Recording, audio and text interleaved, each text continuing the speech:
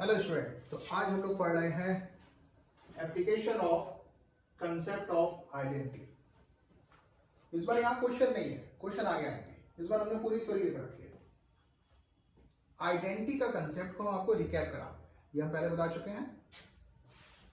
Identity का concept हमने आपको ये बताया था कि अगर कोई nth degree equation, nth degree polynomial equation के n+1 डिफरेंट रूट्स दिख जाए आपको, तो ये डेड श्योर है कि फिर वो आइडेंटिटी होगी।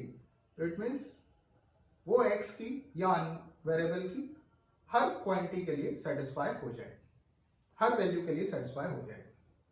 इसको हमने क्वाड्रेटिक में भी बोला था। क्वाड्रेटिक के टर्म्स में अगर हम बात करें तो अगर किसी क्वाड्रेटिक इक्वेशन के दो ही रूट्स होने चाहिए, लेकिन अगर क्वाड्रेटिक इक्वेशन दिखने में तो क्वाड्रेटिक है, लेकिन अगर उसके 3 डिफरेंट रूट्स दिख रहे हैं तो इसका मतलब फिर वो क्या है? आइडेंटिटी है।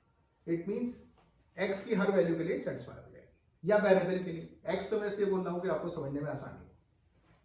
ट्रिग्नोमेट्रिक आइडेंटिटीज के example sin square theta plus cos square theta equal to 1, तो मतलब ये थीटा की हर वैल्यू के लिए ट्रू है। ऐसे ही अलजेब्रिक आइडेंटिटी का मैंने आपको जब एग्जांपल दिया था तो वो ये था कि 0x square plus 0x plus 0 equal to 0। इसको देख के आप हंसने लगेंगे कि सर ये क्या है? ये आइडेंटिटी है, इसका एप्लीकेशन है, अभी मैं कर रहा हूं। और अब आप यहां से देख लीजिए, ये x की हर वैल्यू के लिए सेटिस्फाई होगी। ओके, अब इसको देखिए, अगर हम एक एक्सप्रेशन ऑफ x या फंक्शन ऑफ x एक दूसरे फंक्शन ऑफ x सेम के बराबर करते हैं, तो बहुत ही ऑब्वियस सी बात है, बिना दिमाग लगाए, कि भाई ये x की हर वैल्यू के लिए सेटिस्फाई हो जाएगा। क्यों? क्योंकि ये इक्वेशन है ही नहीं, आइडेंटिटी है, दोनों साइड सेम एक्सप्रेशन ही तो लिखेंगे। ओके, अगर हम इसको इस साइड लेके आए तो सारे टर्म्स के जो कोएफिशिएंट्स हैं वो क्या हो जाएंगे? 0। इट मींस ये जो आइडेंटिटी है ये x की हर वैल्यू के लिए सेटिस्फाई होगी। तो इसको इक्वेशन से कंफ्यूज ना होना।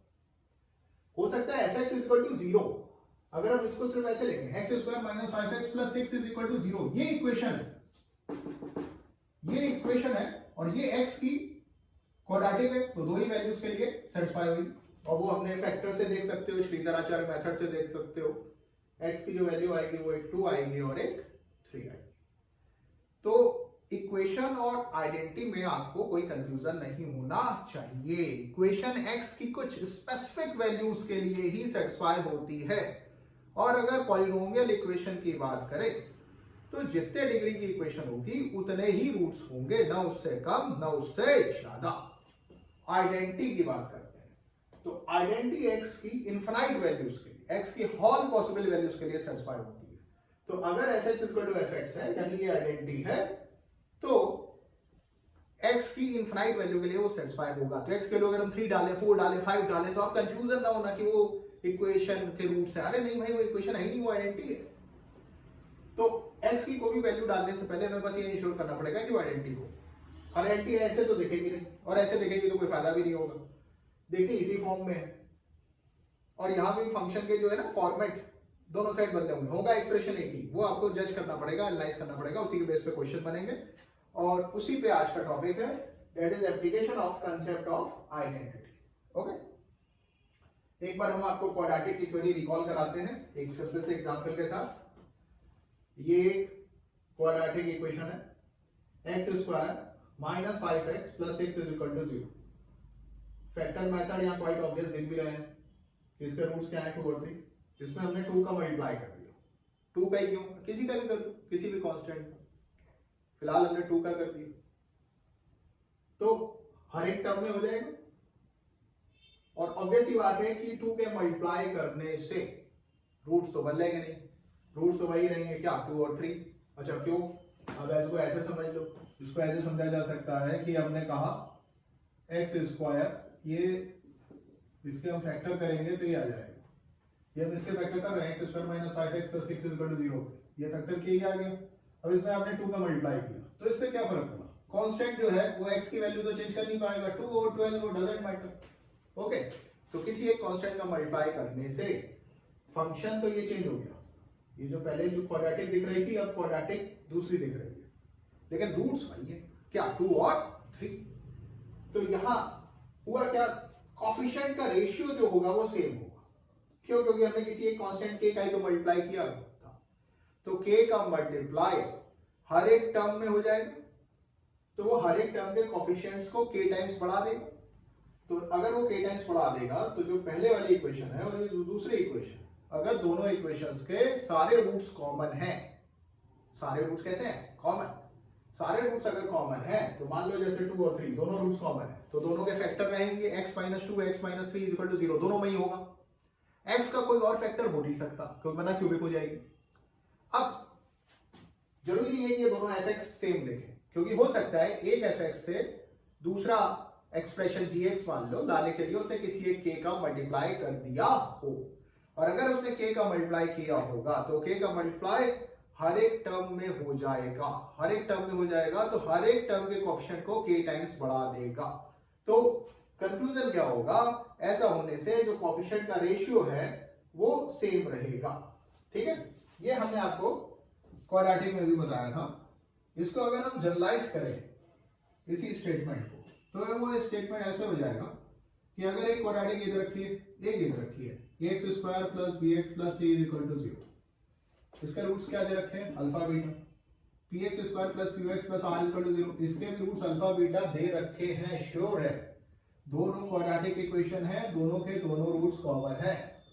और अगर ये a b c p q r same नहीं, a जो है p के बराबर, b q के बराबर, c r के बराबर नहीं है, तो एक्चुअल में किया क्या होगा? किसी एक कांस्टेंट का क्या किया होगा? मल्टीप्लाई किया गया होगा।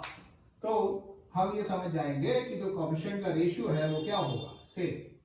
क्यों? Same logic, x - alpha x - beta जो है वो इसमें भी फैक्टर होंगे और इसमें भी फैक्टर होंगे, और कोई फैक्टर हो नहीं सकता, क्यूबिक हो जाएगी। ठीक, क्वाड्रेटिक दे रखी है, और एक से दूसरी इक्वेशन ऑब्टेन करने के लिए उसने किसी एक कांस्टेंट k का मल्टीप्लाई किया होगा।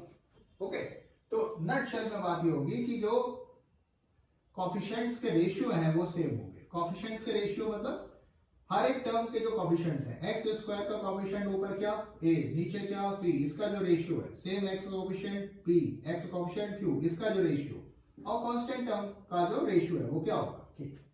ओके, सिंपल सा लॉजिक है। इसको और अगर हम फील करना चाहें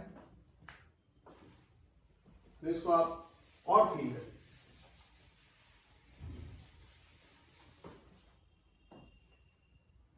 कि रूट्स अगर हमारे दे रखे हैं हमें अल्फा और बीटा, तो x - अल्फा x - बीटा = 0, ये पहली इक्वेशन के भी फैक्टर होंगे और दूसरी इक्वेशन के भी फैक्टर होंगे, और दोनों इक्वेशन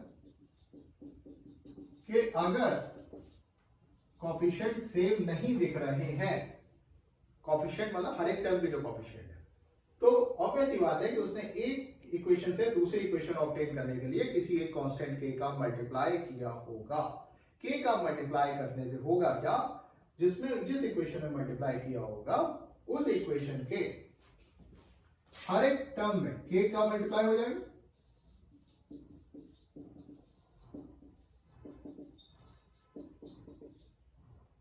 तो सारे जो कोएफिशिएंट्स हैं वो k टाइम्स हो जाएंगे। और अगर सारे जो कोएफिशिएंट्स हैं, जैसे यहां kx², यहां x² होगा, तो जो कोएफिशिएंट्स के रेशियो हैं, हर एक टर्म के जो कोएफिशिएंट्स के जो रेशियो हैं वो कैसे होंगे? सेम होंगे। ओके, तो ये भी एक सिंपल सी बात हो गई। अब हमने कहा ठीक है भाई, तो हम ये कोएफिशिएंट का रेशियो ऐसे भी कई बार कर लेते हैं जब सिंपल लेवल के क्वेश्चन होते हैं। इसी कंसेप्ट की लाइनिंग, वर्डिंग्स चेंज कर रहे हैं, कंसेप्ट एक ही है। उसको कहने के 3 तरीके हैं, ये और ये के वाला लॉजिकल, या इसको एक और एग्जांपल से देखते हैं। आइए देखें। अब हमने क्या किया कि अब जनरल स्टेटमेंट पहले समझते हैं।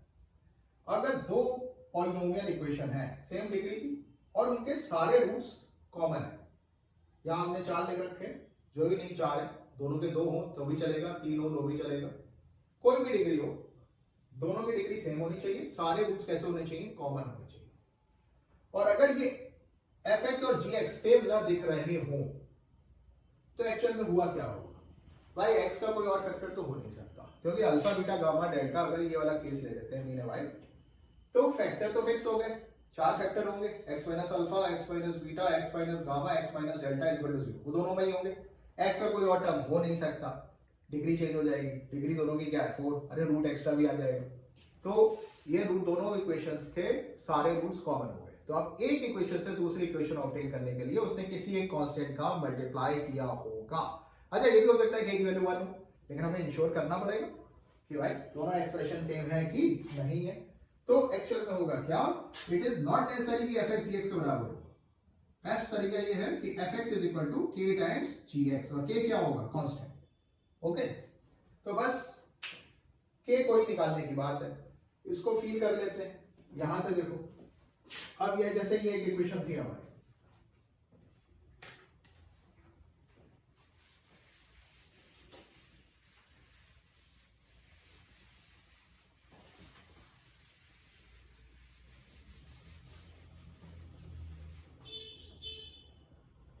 अब इसमें अगर हम देखें, अब इसी को थोड़ा और डिस्क्राइब करते हैं कि X square minus 5x plus 6 is equal to 0, और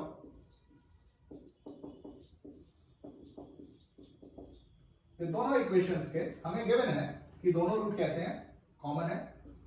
यहां तो निकाल भी सकते हैं लेकिन कोई मतलब नहीं, हमने कह दिया दोनों इक्वेशंस के दोनों रूट कैसे हैं, कॉमन। ठीक, तो एक्चुअल में होगा क्या, एक इक्वेशन से दूसरी इक्वेशन ऑब्टेन करने के लिए उसने किसी एक कांस्टेंट का क्या किया होगा, मल्टीप्लाई। ओके, तो सीधे ये दिस इक्वल टू दिस ना लिख देना, क्योंकि k का रोल हो सकता है, k जरूरी नहीं है कि 1 हो। ओके, तो एक तो तरीका क्या, ऑप्शन का रेशियो सेम, दूसरा कॉमन सेंस है, किसी एक k का मल्टीप्लाई किया होगा। k को देख लो जरा, अब देखो जरा समझो। अब जैसे हमने कहा ये x square minus 5x plus 6 is equal to 2x square minus 10x plus 12। मान लो यहां मल्टीप्लाई करना चाह रहे हैं, x स्क्वायर का ऑप्शन यहां क्या है 1, यहां पर क्या है 2, 1 कैसे बनेगा, हाफ से मल्टीप्लाई कर दो, बाकी की चिंता ना करो, बाकी तो हो ही गए होंगे। ओके, तो अब यही हम लोग इसको आगे अप्लाई करने का तरीका ये होगा कि ऑप्शन का रेशियो सेम होगा, यानी के निकालने के लिए तरीका क्या है कि किसी एक टर्म का कोएफिशिएंट आप बराबर कर दो by introducing suitable constant, that is के, मतलब के की वैल्यू आपने निकाल ली। कैसे, किसी एक टर्म के कोएफिशिएंट्स को दोनों साइड बराबर कर दिया, इससे ये इंश्योर हो जाएगा कि बाकी जितने भी टर्म्स बचे हैं उनके कोएफिशिएंट बराबर हो गए, वो हम आगे चल के क्लेम कर लेंगे। ओके, अब इसको लगाने का स्टैंडर्ड मेथड, अब सेम चीज यहां पे भी थी, ये हमने वही की। ठीक, मतलब एक ही वर्डिंग्स है, वर्डिंग्स को हम बस चेंज कर रहे हैं, कंसेप्ट सेम है।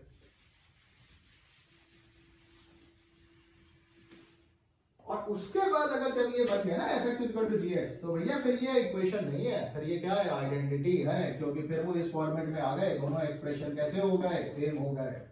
ओके,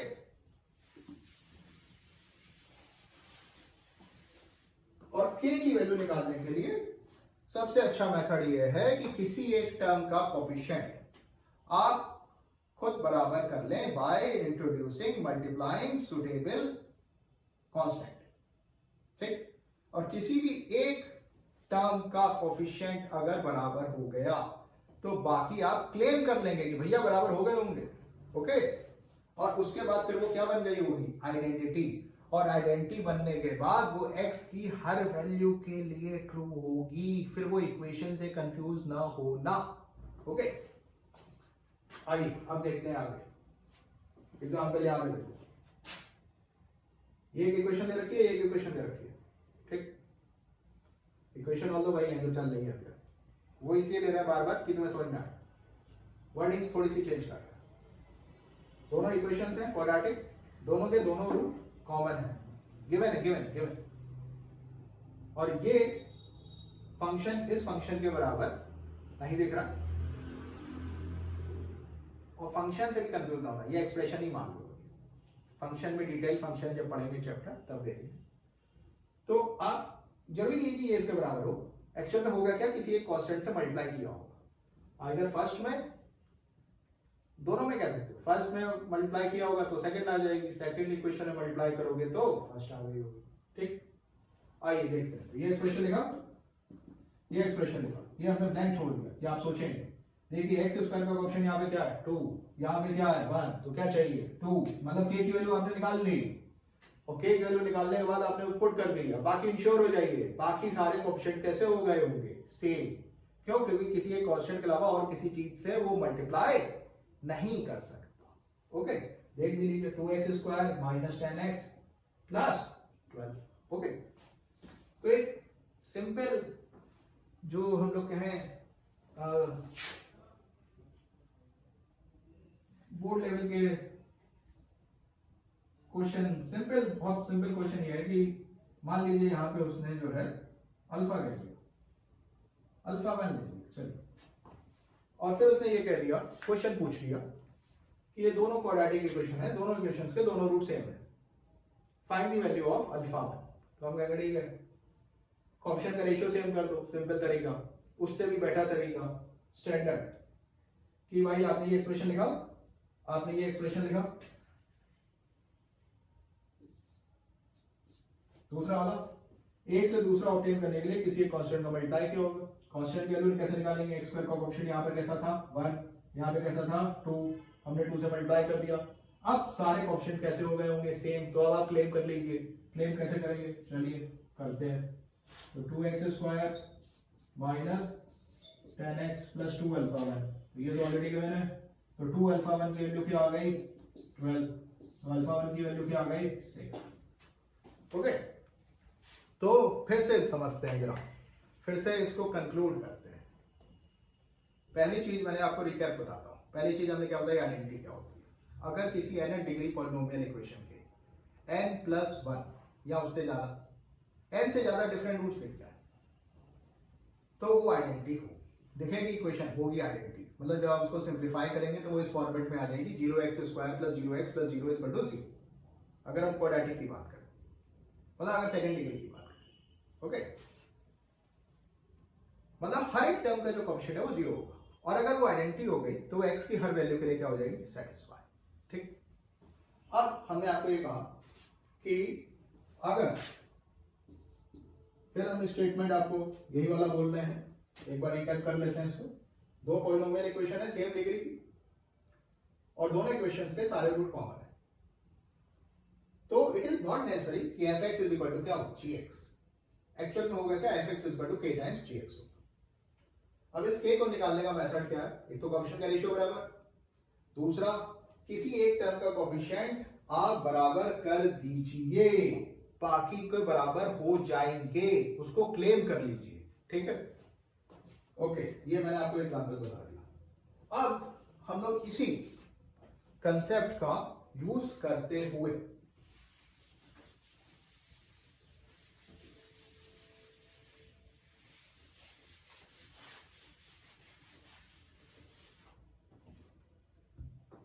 इसी कंसेप्ट को यूज करते हुए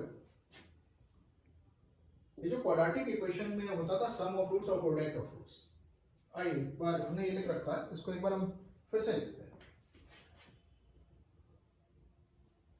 अच्छा, इसी में हो जाना चाहिए। ये quadratic equation ax square plus bx plus c equal to 0, of course a is not equal to 0। ठीक, क्वाड्रेटिक इक्वेशन है, उसके रूट्स अल्फा और बीटा है, तो sum of roots minus B by A, product of root C by A. इसको prove करने के बहुत सारे मेथड होते हैं, हमने आपको पीछे कुछ मेथड बताई भी है। और क्वाड्रेटिक में एक एडवांटेज ये होता है कि यहां पर अल्फा और बीटा की वैल्यू निकालने के लिए आपके पास फॉर्मूला है, minus B plus minus under root B square minus 4ac by 2a Sridharacharya. तो सीधे उस फॉर्मूले में ही दोनों रूट हैं, अल्फा एक को अल्फा मान लीजिए, एक को बीटा, सम कर दीजिए, प्रोडक्ट कर दीजिए, आ जाएगा। ठीक, लेकिन अगर ये क्यूबिक इक्वेशन, तो अभी पढ़ेंगे अगले पार्ट में, क्यूबिक इक्वेशन में क्या होगा, वहां पर भी हमें रिलेशन निकालना पड़ेगा between roots and coefficient. Cubic equation का रूट निकालने का स्टैंडर्ड कोई फॉर्मूला नहीं, एक रूट हिट एंड ट्रायल से निकाला जाता है, और उसके बाद रिमाइंडर थ्योरम अप्लाई की जाती है, वो आपने 10th क्लास में देखा होगा। तो वहां पर ये मेथड बहुत ज्यादा यूजफुल होगा। और जैसे जैसे इक्वेशन की डिग्री बढ़ते चले जाएगी इस मेथड की इंपॉर्टेंस बढ़ती चले जाएगी। तो हम कर क्या रहे हैं, ये सम और प्रोडक्ट, ये जो रिलेशन है इसको प्रूव कर रहे हैं with the help of concept of identity. Okay, इसकी importance third degree, fourth degree, जितनी भी हाई डिग्री की इक्वेशंस होंगी उसमें ज्यादा फील होगी। और आगे चल के अभी हम इसके ऊपर क्वेश्चन भी बताएंगे आपको। ठीक, आइए अब देखते हैं ax square plus bx plus c equal to 0 के रूट्स क्या है, अल्फा बीटा। ठीक, हमने कहा अल्फा बीटा रूट है तो एक हमने इक्वेशन और बना ली, x minus alpha x minus beta is equal to 0 in terms of alpha beta, क्योंकि हमें रिलेट करना है ना अल्फा बीटा और एबीसी में। और दोनों इक्वेशंस के दोनों रूट कॉमन है तो कोएफिशिएंट का रेशियो सेम होगा, यानी एक इक्वेशन से दूसरी इक्वेशन को ऑब्टेन करने के लिए किसी एक कांस्टेंट k का क्या किया होगा, मल्टीप्लाई। और k की वैल्यू निकालने के लिए बेस्ट तरीका है कि आप दोनों एक्सप्रेशन लिख लीजिए और किसी एक टर्म का कोएफिशिएंट क्या कर दीजिए, खुद बराबर कर दीजिए बाय इंट्रोड्यूसिंग सुटेबल कांस्टेंट। तो मतलब आपने k ऑब्टेन कर लिया और अगर k ऑब्टेन हो गया तो बाकी टर्म्स के कोएफिशिएंट बराबर हो गए होंगे, उसको आप क्लेम कर लीजिए। ओके, तो अब यहां पे मैंने ये एक्सप्रेशन लिखा, ये एक्सप्रेशन लिखा और यहां पे देखिए ये हमने बॉक्स बना रखा है। अब सोचेंगे इसमें एक्स स्क्वायर का कोएफिशिएंट यहां पर क्या है 1, यहां पर क्या है a। आप कहोगे बाकी क्यों नहीं लिए, अरे बाकी अल्फा बीटा के टर्म्स में ना, यहां b और c है। यहां पे एक्स स्क्वायर का कोएफिशिएंट क्या है 1, यहां पे क्या a, तो हमने कहा भाई चलो a का मल्टीप्लाई कर देते हैं, एक्स स्क्वायर का कोएफिशिएंट सेम हो गया। बाकी आप इंश्योर कर लो, बाकी कोएफिशिएंट कैसे